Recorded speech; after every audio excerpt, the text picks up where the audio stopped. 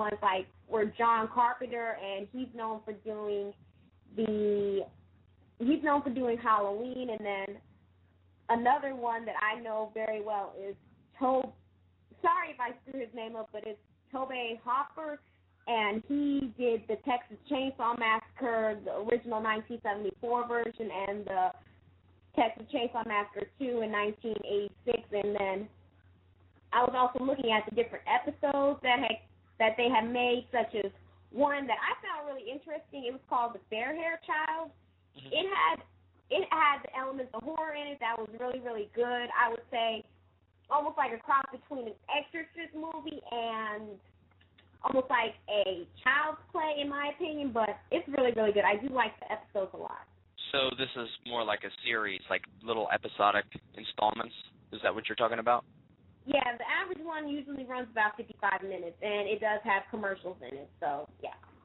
Okay, and actually, speaking of that, something I meant to bring up here is I was flipping through the channel the other day. I think I was on Sci-Fi, and I came across the Friday the 13th TV series. I don't think it had any connection to the feature Friday the 13th feature films, but I actually tuned in, and I saw a series called, again, like I said, Friday the 13th, the series, and they were just, I think they were an hour long, including commercials, and they were just they were kind of kiddish, but they were kind of cool a little bit.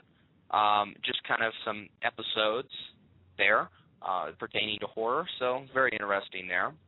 I would compare it to probably what you're talking about, but I'll have to check out Masters of Horror because I haven't checked that out yet. But moving on, so those are definitely two things to check out, Friday the 13th, the series, and Masters of Horror.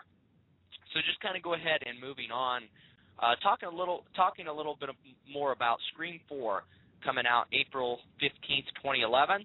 Obviously, as we've said, just to reiterate, we're both big Scream fans, so we're both really looking forward to this. We've talked a lot about the movie, but a little more information I'll just kind of bring into view here is there's a question people have been asking, and especially collectors. So if you're a horror movie collector, this would definitely interest you. And I know you have a lot of horror movies, don't you, in your collection? Oh, yes, I do.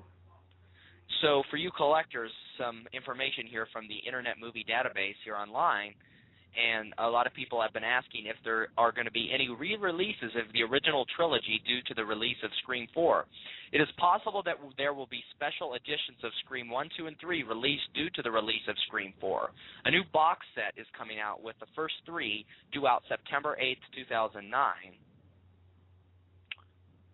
So apparently that came out then. It is also possible that the first three Scream films may get special fan midnight screenings before the fourth premieres in theaters. This shall be all down to wherever you reside. It's also expected that when Scream 4 is finished its theatrical run and is available to buy, there will be a quadrology of the first I've never heard that, of the first four Screams together in the box set, including a Blu-ray version of the first three and this film. More box sets could be expected since Kevin is interested in doing a fifth and sixth film. Now, I did not know that they were thinking of doing a fifth and sixth film, and being a big fan of the trilogy, that kind of excites me. How about you? Honestly, 5 and 6, I don't know. It's one of those movies where I really don't know how much more they could do given the plot and the philosophy of the film. But I mean, honestly, in my opinion, 4 is okay, but depending on how the fourth movie is, I'm open to a fifth one, but a sixth one, I don't know. Like I said, I would like to see the fourth movie and then see if, okay, would a fifth movie interest me, would a sixth movie interest me? Because it's like if you do the Saw, like over a period of time, like how somebody constantly takes over, it gets more in-depth with the plot. Definitely. You know, when you consider going into more depth on that, I mean, like you said, it's going to depend on the fourth film. Let's use that fourth film as kind of a pole vault into the future to decide whether or not they're going to do those. And obviously, I'm sure, you know, depending on how it does in the box offices and such, Scream 4 is going to be a definite indication on whether or not they're going to do more in the future. So we're going to have to wait and see. And this isn't really news, but previously there were actually rumors speculating Kevin lost control of the project could allude to the fact that this will be a 3D film, but it was shot in standard form, so no 3D, which is pretty much a good thing. I mean, if they go 5 and 6, maybe 3D would be a possibility, but coming back with a 4th, I don't think 3D would have been necessary.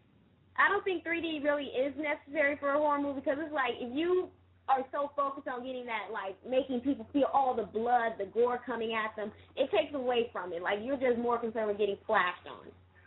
Oh, yeah. You definitely, those kind of films, and that's what kind of worried me when Saw did it. I mean, there's a certain aspect of 3D that's interesting, but it seems like it's more, let's just go and have a good time and laugh around and all that kind of stuff and scream and yell, rather than really getting wrapped up in the plot, which Saw is so plot-driven. That's what kind of worried me. And obviously, as we've talked about before, I watch it online, but like I said, I've heard others say that the 3D effects were not too great.